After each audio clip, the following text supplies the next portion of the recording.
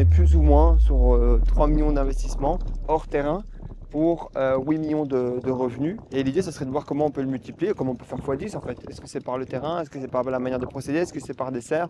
Donc voilà, là, c'est là que par contre j'ai une valeur ajoutée en général. Mais je me dis, mais attends, tu payes l'eau à qui? T'as personne, t'as fait ton forage. Attends, donc ça veut dire que tu peux vendre des bouteilles d'eau comme ça. Genre, t'as fait un trou dans le sol, tu prends l'eau. Les ressources sont partout. Je m'appelle Marvin Diaye, j'ai 27 ans, je suis marié, papa d'un incroyable petit garçon. Je suis également le fondateur de Freshio, une entreprise qui livre entre 80 et 100 000 repas par semaine, et Ultra, un club d'affaires qui aide les entrepreneurs au quotidien à se développer. J'ai la chance à travers toutes mes activités de pouvoir être libre financièrement. Mais je me suis posé la question cette semaine, et plus précisément il y a 48 heures, est-ce que je suis aussi libre géographiquement? Est-ce que j'ai vraiment la liberté que je crois avoir? Et c'est dans cette démarche-là que j'ai pris un billet d'avion direction le Sénégal. Donc là, on est parti donc pour un vlog de 4 jours. On est ici au 3e jour. J'accompagne mon oncle dans son champ en fait où il cultive des carottes, des tomates et encore d'autres fruits et légumes. Je vais lui donner des conseils que vous pourrez appliquer aussi dans votre business. Je vous souhaite un très bon visionnage. On se dit à tout de suite et bon vlog. Bonjour à tous, 3e jour donc de vlog. Ce matin, mon oncle m'attend et c'est moi qui suis en retard. Il m'a dit 5 minutes. Moi, je croyais 5 minutes du Sénégal. Non, il m'a dit, je t'ai dit 5 minutes. Bon, j'arrive.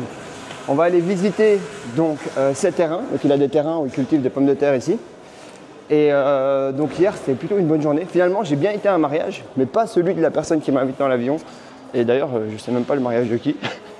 C'est un peu fun mais il n'y a pas vraiment. Je suis venu, on a été au mariage, on a été à la mosquée. Et au final du coup on est reparti. Voilà. Puis j'ai été voir mes tantes et tout. Et ça m'a rappelé un truc quand j'étais petit et je pense que de toute façon c'est ça qui nous crée. J'étais un peu le vilain petit canard comme ça. Pour ceux qui connaissent mon autre petit frère, enfin, qui est un peu plus exposé que mon dernier. Mon dernier, donc nous on était 3 à la base. Et mon tout dernier petit frère c'était le chouchou. Mon deuxième c'était l'intello, tout ce qui fait ça marche. Et moi j'étais là en surpoids. Et en plus de ça mauvais à l'école. Donc vraiment le gars, aucune chance qu'il fasse quelque chose de bien. Et ça m'a rappelé ça parce que en réalité c'est marrant parce que je me suis dit, tout ce que tu crées dans ton enfance comme tristesse, comme haine, après tu le convertis en succès, en argent, pour fait plus ton enfance sera difficile. Comme je dis toujours, plus en fait tu es béni, plus tu auras d'épreuves à traverser. Et ces épreuves, c'est elles qui t'amèneront là où tu veux, où tu dois aller. Parce que je vous assure que la vie n'est pas facile. Et au final, comparé à comment mes parents ou mes oncles ou les gens de ma famille me traitaient quand j'étais petit, la vie était beaucoup plus dure que ça. Donc voilà. Sur ce, mon oncle vient d'arriver. C'est parti pour une nouvelle journée. Comme je disais avant d'être coupé, j'ai constamment une liste de notes dans mon téléphone. Je ne sais pas si vous avez ça aussi, avec toutes les idées de business que j'ai pas le temps de faire, mais qui je pense ont énormément de potentiel. D'ailleurs, si cette liste vous intéresse, commentez ultra sous cette vidéo et je vous l'enverrai personnellement. Donc voilà. Merci beaucoup déjà pour tous les retours que j'ai eus sur le premier vlog. Donc là ce soir il y a encore un autre vlog qui va sortir. Et là ce qu'on disait avec mon oncle en fait dans la voiture, c'est que les opportunités elles sont partout. Typiquement on a toute la plage ici qui est inexploitée. C'est quoi, c'est sur des kilomètres? Ouais, c'est des kilomètres. Ouais, sur des kilomètres et des kilomètres et des kilomètres. Et les gens cherchent des choses vue mer sympas. Voilà les appartements qui sont face à la mer. Les voilà. Donc autant vous dire que quand on voit ça et quand on voit ça, les opportunités elles sont vraiment partout. Et c'est sur ça que vous devez être concentré. Mais la plupart des gens vont se dire ah c'est dur, il faut que je développe des compétences immobilières, il faut que je trouve de l'argent. Oui mais l'argent ne vient pas si tu ne crées pas de la valeur. Si tu ne crées pas de valeur, si tu ne fais pas des choses qui sont extraordinaires, qui sortent de la norme, tu ne sais pas créer d'argent. C'est pas possible, c'est compliqué. Ou alors tu triches, tu mens, tu voles. Comme je l'ai dit, il n'y a que 2 manières de gagner de l'argent. Soit tu voles les gens, soit tu crées de la valeur. Je pense qu'il vaut mieux choisir la deuxième option. On se rend à Mboro et il y a un truc que je vais vous partager que je trouve juste dingue. C'est on va mettre 2 heures pour faire 76 km. C'est dingue. Comme je vous le partageais, on va donc voir ici les champs agricoles de mon oncle pour voir un peu qu'est-ce qu'on peut y faire. Je vais voir en fait ce que je disais, j'ai envie de voir en fait concrètement ce que c'est, ce qu'on fait, qui achète, comment ça se passe et pour voir si je peux apporter du coup de la valeur et essayer de développer pourquoi pas cette petite affaire là pour j'ai envie de réussir à faire quelque chose au Sénégal parce que là pour le moment c'était un peu un échec à chaque fois, bon, par manque de temps. Pas croire que tu es assez fort quand même, parce qu'à chaque fois je viens sur des shots de 5 jours, je vis des boîtes, je fais des petits trucs, je lance des concepts, mais je le gère pas, donc ça va pas. Là ici, ce qui est bien, c'est que mon oncle il gère déjà ça, et donc on pourrait juste aller plus loin, plus fort, quoi. Donc voilà. Bon, on va pas faire que des vidéos dans la voiture, on s'est fait une petite pause ici. Pour ceux qui ne le savent peut-être pas, je suis indien sénégalais. Et donc moi j'ai passé beaucoup de temps dans ma vie au Sénégal, peut-être sur toutes mes années de vie, peut-être 2 ans. Donc voilà. Et c'est vrai qu'il y a un truc qui me choque à chaque fois et qui me rend fou. C'est que j'ai envie, moi, à ma manière, de pouvoir professionnaliser et industrialiser le Sénégal. Alors les gens vont dire oui, il ne faut pas que tu changes tout, il ne faut pas que tu changes tout. Moi je pense qu'au contraire, il faut tout changer. Alors est-ce que j'ai envie de jouer un rôle politique au Sénégal? Alors là, pas du tout. Par contre, si je pouvais aider le gouvernement à professionnaliser, industrialiser, éduquer du coup les Sénégalais à pouvoir déjà, je sais pas, s'autosuffire, avoir des constructions de meilleure qualité, avoir une meilleure qualité de vie en fait au quotidien. Ça, je pense que c'est un challenge qui dans ma vie plus tard me plairait vraiment beaucoup. Pas pour l'enjeu politique, mais pour l'enjeu sociétal, de vraiment avoir un impact dans la vie des gens. Parce que quand tu vois ici, tu vois tout ça, tu vois la mer, tu vois la terre, tu vois les gens, tout le monde est là. Et les gens à la place, et j'en veux pas aux gens en fait, moi c'est ça le truc, hein. J'en veux pas du tout aux gens, j'en veux à personne d'ailleurs dans cette histoire. Mais tu vois des gens en train de faire du sport, là où tu pourrais construire du coup des gratte-ciels, où tu pourrais construire des restaurants de fous vue mer, même des clubs si vous voulez, enfin, des trucs où on crée de la valeur, des trucs où on crée en fait du développement, où on fait vivre le pays, où on attire les gens viendraient au Sénégal. Moi ça a toujours été mon rêve. D'ailleurs mon rêve de base c'était d'avoir, et je pense et j'espère que je l'aurai un jour, en tout cas entrepreneurial, à la base moi quand j'étais petit, je voulais une chaîne d'hôtels. Parce que j'adore recevoir, j'adore créer, j'adore tout ce qui est lié à l'événementiel. Et au final, ce serait incroyable de pouvoir avoir un rôle, peut-être un jour, hein, je vous dis, hein, peut-être pas maintenant, peut-être dans 5 ans, peut-être dans 10 ans, peut-être dans 20 ans, peut-être jamais, avoir un rôle pour aider en fait à redynamiser le tourisme du Sénégal à travers donc que ça soit de la construction d'hôtels, à travers du coup que ça soit des infrastructures qui soient beaucoup plus agréables. Bref, plein de choses. C'est comme ça. Même, par exemple, on parlait ici avec mon oncle de la voiture. Les gens achètent des voitures. Elles sont belles. Mais il n'y a pas les garages, il n'y a pas les choses pour pouvoir les entretenir. Donc, en fait, le problème, c'est toujours la même chose. Donc, tourne en rond, on tourne en rond, on tourne en rond. Et il y a tellement d'opportunités, tellement de manières de professionnaliser. Mais en fait, on est dans le court terme. Et c'est ça le problème. Mais j'en veux pas encore une fois aux gens. On est dans le court terme. On n'a pas de vision. Et il nous faudrait une vision à 10, 20, 30, 40, 50 ans, à qu'est-ce qu'on veut que le Sénégal soit dans 50 ans, pour avoir vraiment un impact important. On vient donc d'arriver ici. Comme vous le voyez, les gens qui me connaissent souvent me posent une question. Oui, Marvin, pourquoi tu n'achètes pas de vêtements de luxe, de chaussures de luxe? En plus, je crois que ça, c'est à mon frère, donc je crois qu'en plus, ça, c'est des trucs de luxe. Parce que, en fait, dans ma vision du monde et ma vision de la vie, c'est pas avec des détentions matérielles, que ce soit des montres, des vêtements, et je reviendrai après sur le sujet des voitures, que tu es heureux. En fait, moi, je m'en contrefiche, mais royalement. Le regard des autres, je m'en contrefiche. Ce qui compte, c'est ce que moi j'ai vraiment, en fait. Parce que j'ai pas besoin d'une appréciation globale, sinon je ne ferai pas la majorité des choses que je ferai. Et je n'ai pas de jugement par rapport à ça. Je pense qu'on a tous des besoins différents. J'ai un besoin de reconnaissance qui est fort, mais il passe pas en fait à travers les vêtements, les montres, etc. Parce que en fait, je m'en fous. Et les voitures, pourquoi j'ai des voitures? Parce qu'en gros, je trouve que voiture égale liberté. Il suffit de rouler avec une voiture sportive pour comprendre à quel point on se sent libre. Pas en Belgique, évidemment, parce qu'on ne dépasse pas les 121 km/h. Mais, c'est étant dit, c'est simplement pour ça que j'adore les voitures et que j'en possède plusieurs, parce que je trouve que c'est juste exceptionnel comme sentiment. Alors, il faut rester mesuré, évidemment. Mais voilà, j'aime aussi les choses simples, comme là, ici. Avoir la chance d'être avec mon oncle qui me montre du coup son projet et qu'on voit comment on peut travailler peut-être ensemble, comment moi je peux lui apporter de la valeur, voir un peu quels sont les enjeux et j'ai envie de comprendre ça et je vais vous partager ça parce que pour moi c'est ça l'idée de ce vlog, c'est voilà, on est libre, on a un peu de sous, tout va bien. Et pendant ces 4 prochains jours, vous partager un peu qu'est-ce que je fais. Mais voilà, vous voyez, en fait, il n'y a rien à faire. Les gens disent oui, il n'y a pas que le business, il n'y a pas que le business. Mais quand tu crées du business, quand tu fais du business, ça te lie, ça te crée des opportunités, des moments, des challenges. En fait, le business, c'est vrai qu'en vrai, on s'en fout. Mais tout ce que ça crée autour, c'est ça qui est vraiment pour moi exceptionnel. C'est toutes ces connexions. Par exemple, typiquement, je n'aurais pas pris autant de temps avec mon oncle parce qu'on aurait parlé de sujets beaucoup plus chiants, etc. Là, c'est bien, c'est des sujets en fait qui vont permettre de créer de la valeur, donc qui vont nous permettre d'augmenter notre qualité de vie. Et donc, je me dis que c'est vraiment chouette, quoi. Voilà. Alors, c'est des toutes petites affaires. C'est pas ça le sujet. On parle de milliers ou peut-être de dizaines de milliers d'euros au mieux, mais on s'en fout. L'idée, c'est toujours la même chose. C'est créer, faire des choses. Et si vous commencez à faire des choses pour de l'argent tout le temps, bah, vous n'allez jamais pouvoir tenir sur le long terme. Et c'est pour ça que d'ailleurs qu'il y a beaucoup de gens qui arrêtent ou qui ne durent pas assez longtemps parce que en fait ils font ça pour les mauvaises raisons. Moi, la majorité des choses que je fais aujourd'hui où je fais payer les gens, je pourrais les faire gratuitement. Donc ça, c'est du coup, c'est les gens. Et ils utilisent Ok. le forage. C'est toi qui as fait le forage? Ouais. Ok. Donc là maintenant c'est ton terrain ici. Voilà, c'est à partir de là. Ok. C'est là-bas, au fond là-bas. Ok. Donc tout ce que tu vas vers là. Ok. Et les pommes de terre elles sont où?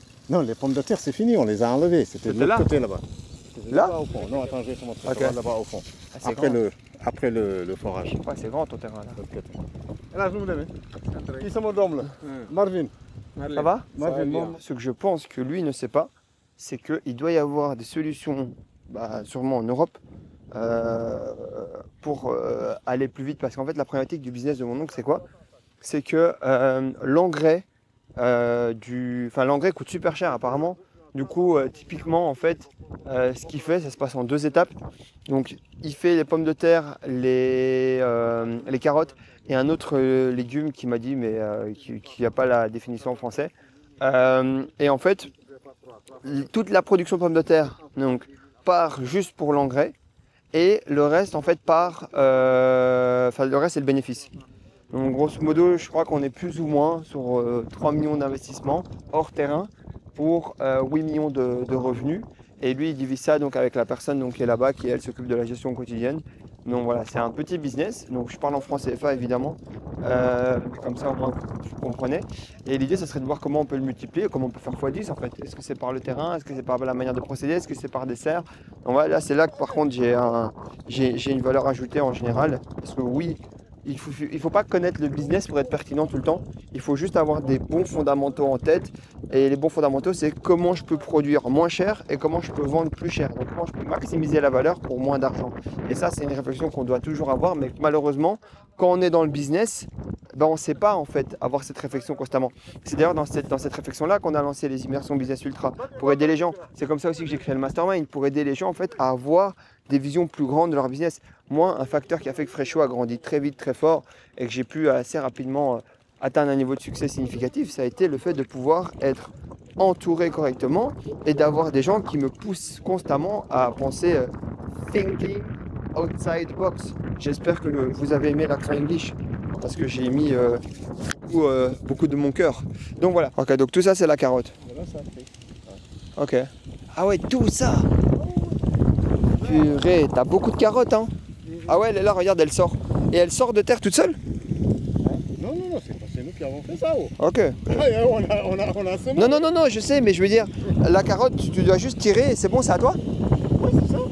Non, c'est pas encore prêt. Ah, ok. Non, Comment... là, on a semé. Comment tu sais quand c'est prêt? Non, ils sont là. Là, ça dans peut-être 1 mois. Ok, top, ça va. Super. Le rouge, il est pas bon. Ok, pourquoi le rouge, il est pas bon? Le rouge, tu ne peux pas le commercialiser. Pourquoi? Hein?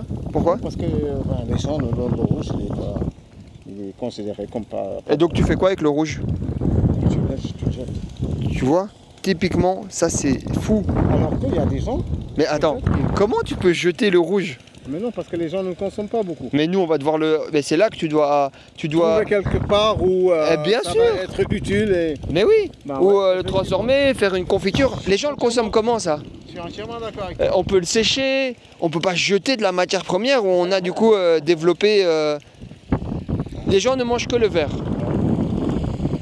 Et du coup le rouge on le jette. Oui. Non, on peut pas. Il faut changer. Non, tu peux pas... On ne peut pas jeter le rouge. Peu importe ce qu'on fait avec ce produit-là, il faut absolument revoir sa vision.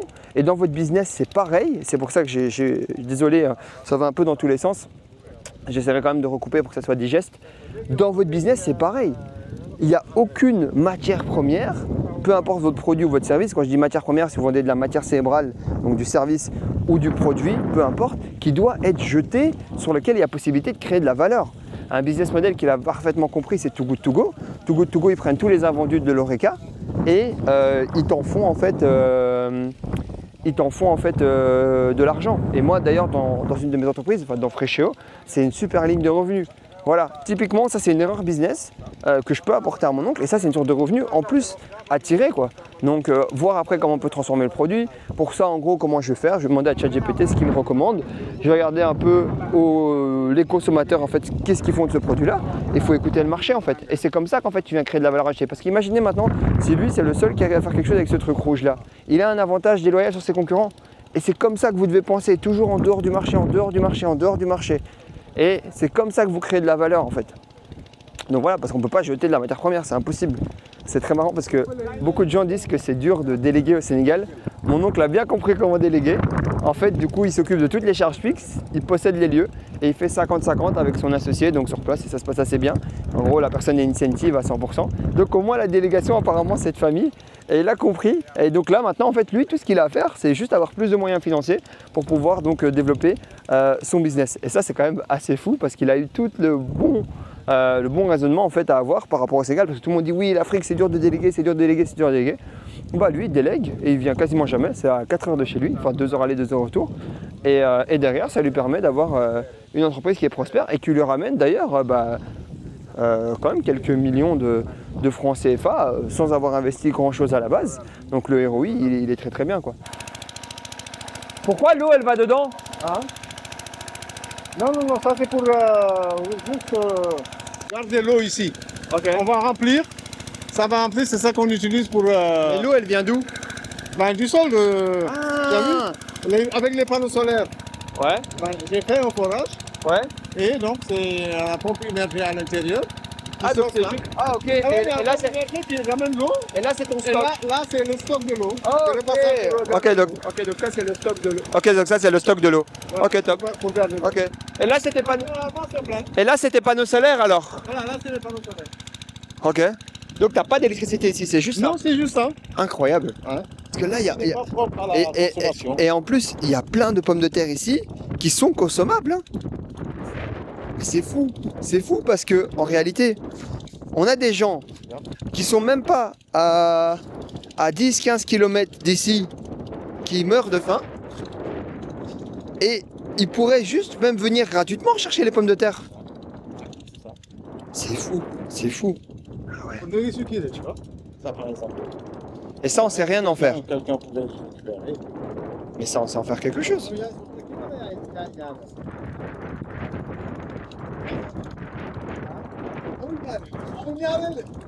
Donc ça c'est consommable. Mais ça, si tu voulais le vendre sur le marché, les gens n'achèteraient pas. Non? Hein? Parce que c'est petit. Ok. Ils aiment bien que les gros pommes de terre. Ils aiment que ce soit costaud et puis bon ben voilà. Maintenant tu vas avoir 1, 2, 3, 4 qui sont comme ça. Et tout le monde fait comme toi? Tout le monde? Oui, tout le monde. Incroyable. Vous imaginez la valeur ajoutée? Vous Ouais. imaginez la valeur ajoutée? Regarde tout ça. Ouais, c'est fou. T'as vu? C'est fou. Regardez. Et tout ça, tu laisses. T'as vu tout l'argent que tu laisses à terre? Là, tu laisses beaucoup d'argent à terre. Hein. On va aller voir le- Parce que regarde, imagine, la pomme de terre. On peut la Tu sais transformer. les petites pommes de terre. Oui, En mais France- ça, en ça, France- c'est bon. en France, les gens les achètent plus cher. Exact, c'est plus cher en France. Mais ici on les jette. Alors, c'est quand même fou. Parce que, en gros, en France, nous, les grenailles, on les achète plus cher. Les grenailles sont plus chères. Mais au Sénégal, les grenailles ne sont pas consommables. C'est fou. C'est fou. Tu vas voir à la maison, je vais te montrer, j'ai demandé comment je cherche la grenaille là. Ouais. Mais ils m'ont pris peut-être beaucoup plus costaud d'ailleurs. Et les gens, Alors que ça- les gens n'achètent pas ça. Ben, tu as vu. Attends, Mais regarde tout mais ça, la pomme de regarde. terre là, elle est Regarde nickel. tout ça, c'est Elle la est nickel, grenaille, les regarde. gars. Une pomme de terre comme ça, Non, mais on regarde. mange ça en Belgique, hein. Et en France. Regarde tout ça, c'est la grenaille, regarde. Et ça, Mais oui. ça c'est très bien. Et- C'est consommable ça. Et ça, il n'y a personne qui va les acheter. Personne ne va les acheter. Mais bon. En tout cas, tout ça pour dire que vraiment, là ici avec la grenaille, tu as vraiment une opportunité de pouvoir générer plus. Et même vous, je vous dis, dans vos business, on a tous des grenailles dans nos business. On a des choses qu'on fait déjà de base, sur lesquelles on a, on a de la valeur, que ça peut être des équipes, ça peut être de la logistique. Je vais prendre un exemple simple. Moi, les grenailles que j'avais dans mon business, donc chez Freshéo, c'est qu'on a beaucoup de transports du coup frigorifiques et les voitures tournent 4 jours sur 7. Ce qui fait qu'il y a 3 jours où je perds de l'argent et les voitures ne tournent pas. Bon, il y a un jour qui sert à l'entretien. Donc typiquement, mes grenailles à moi, ça pourrait être de mettre mes voitures à disposition pour donc d'autres personnes et les aider en fait dans leur business sans qu'elles aient à faire l'investissement de base. Et moi, ça me fait juste du profit en plus sur un coût donc derrière que j'ai déjà. Et chacun dans ses business, on a tous nos grenailles. Donc vous, c'est quoi vos grenailles? Dites-moi en commentaire, c'est quoi vos grenailles et qu'est-ce que vous allez mettre en place pour pouvoir donc maximiser votre marge, parce que le but c'est ça à la fin, c'est d'améliorer la ligne de bas de bilan, quoi. Bon, je vais terminer cette petite étape dans le champ qui est déjà très long avec cette petite anecdote que mon oncle m'a partagée. Vous voyez derrière là ici il a fait un forage et donc ce forage crée de l'eau, beaucoup d'eau, d'ailleurs de l'eau chaude. Et je le vois, il me dit oui je vais faire mes ablutions. Je dis ok top et tout. Et je vois donc il le met dans sa bouche et je lui dis mais attends, l'eau elle est consommable? Il me dit bien sûr qu'elle est consommable. Enfin, pas bien sûr qu'elle est consommable, mais plutôt si moi je mets une tablette dedans pour du coup la purifier, je peux la boire. Mais je me dis mais attends, tu payes l'eau à qui? À personne, tu as fait ton forage. Attends, donc ça veut dire que tu peux vendre des bouteilles d'eau comme ça, genre tu as fait un trou dans le sol, tu prends l'eau. Les ressources sont partout, mais on ne forme pas les gens à pouvoir du coup les monétiser. C'est dingue, il a fait un forage. Ça lui a coûté 3 millions de francs CFA, 650 fois 4, 5, donc plus ou moins 5 000 euros. 5 000 euros, tu peux vendre des bouteilles d'eau. Donc, alors, c'est pas aussi simple que ça. Il suffit du coup maintenant de pouvoir rendre l'eau aux normes. Donc, à mon avis, c'est des systèmes de filtres, etc. Mais c'est quand même dingue. Enfin, moi, ça me choque. Je me dis, mais la ressource est accessible tellement facilement. Moi, je me dis, je sais pas, tu dois sûrement payer à quelqu'un. C'est-à-dire qu'en gros, il y a quelqu'un, et au Sénégal, c'est quand même vachement informel, qui peut se chauffer et se dire, bon, ben voilà, je vais vendre des bouteilles d'eau tranquillement dans la rue. Et juste, il suffit d'avoir le système d'emballage pour pouvoir le faire. C'est dingue, c'est dingue, je vous dis, les gars, c'est choquant. Je suis choqué parce que je me dis, purée, en fait, en Belgique, tu peux pas vendre d'eau comme ça. Mais la réalité étant, c'est que tu as un terrain, tu fores, tu prends les ressources de ton terrain et en fait, c'est toi en fait qui décide de ce qui se passe. C'est fou, c'est fou. Là les amis, je suis dans un marché et ce que j'aime beaucoup avec ce voyage, c'est que ça me permet de revoir vraiment une chaîne de valeur en fait, de manière super simple. Il y a beaucoup de mouches. En fait, c'est comme un intermarché ici. Hein. C'est un intermarché, mais encore une fois, pas industrialisé, pas professionnalisé. Quoi. Donc, voilà. Et du coup, ça nous fait ce résultat-là où il manque du coup, pas de réglementation, donc pas de chambre froide pour stocker les produits. Les produits sont tous différents, lavés sur place. Enfin, donc voilà, c'est simplement, voilà, c'est vos rayons d'intermarché, mais pas du coup automatisé. Donc voilà, on est actuellement dans le marché. Et ce que j'ai aimé avec cette journée et ce que je suis en train de vivre en ce moment, c'est vraiment, tu remontes en fait la chaîne de valeur, quoi. Tu vois un peu les fondamentales et les sources du commerce. Et c'est intéressant parce que ça te permet en fait d'élargir ton scope, ta vision, et de pouvoir peut-être moi, après dans mon futur ou dans mon développement, mieux imaginer certaines choses, certains points, certaines manières de faire. Et j'espère que vous aussi, à travers ce que vous écoutez, et ce que vous voyez. Les amis, on arrive déjà à la fin de ce vlog, mais j'ai deux petites surprises pour vous. La première, c'est que donc aujourd'hui, dans cet après-midi, pour pas que le vlog soit trop long, j'ai bien été rencontrer la personne de l'IT. Il y avait énormément de sujets un peu confidentiels, comme vous le savez. Mais par contre, ça va être juste génial. Pourquoi? Parce qu'il m'a fait rencontrer un autre ami à lui. On a créé un groupe WhatsApp. On va déjà aller dîner ensemble. Donc je pense qu'il y a des opportunités business. Il y en a un qui est bien dans l'IT, l'autre dans la promotion immobilière, l'autre qui est déjà dans l'import de fruits et légumes, moi dans l'agroalimentaire. Donc ça crée des connexions, chacun a sa réussite dans son domaine et c'est bien. On va donc dîner ensemble demain soir tous ensemble et ça va être assez chouette. Restez bien connectés parce que la deuxième surprise, c'est donc que j'ai pris l'initiative de prolonger mon vol. D'ailleurs, le vlog ne va pas durer 4 jours mais 6 jours. Et pour les vrais abonnés, les gens qui sont là, mettez 6 en commentaire, on va se reconnaître entre nous.